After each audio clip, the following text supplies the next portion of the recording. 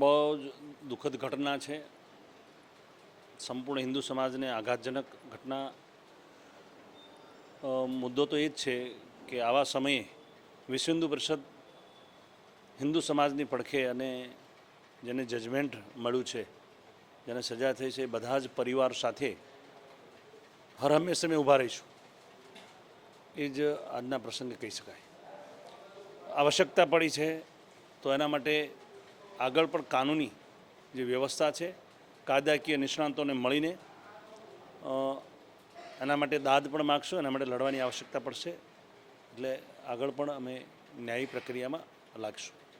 રણછોડભાઈ, ખાસ વાત કરવામાં આવે, આજે ચુકાદો આવ્યો છે, સૌ કોઈની નજર તમે જેમ જણાવ્યું તેની ઉપર હતી. ખાસ ભારતીય જનતા પાર્ટી, કોંગ્રેસ, વિશ્વ હિન્દુ પરિષદ, તમામને જે લાગતા વળગતા લોકો હતા તેઓનું આમાં નામ હતા, જેમાંથી ભારતીય જનતા પાર્ટીના જે બિપિન પટેલ હતા તેઓ નિર્દોષ છૂટ્યા છે. તેના સિવાયના બંને જે લોકો છે તેઓને દોષિત જાહેર કરવામાં આવ્યા છે.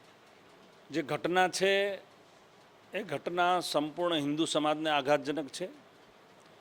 ન્યાયતંત્રની દ્રષ્ટિએ જે કંઈ કર્યું છે બરાબર હશે. મુદ્દો તો એટલો જ છે કે આવા સમયે હિન્દુ સમાજે જેમને સજા થઈ છે એવા પરિવાર સાથે ખડા પગે ઊભા રહેવું, એ જ અમારા માટેનો આજની પ્રથમ પ્રાથમિકતા છે.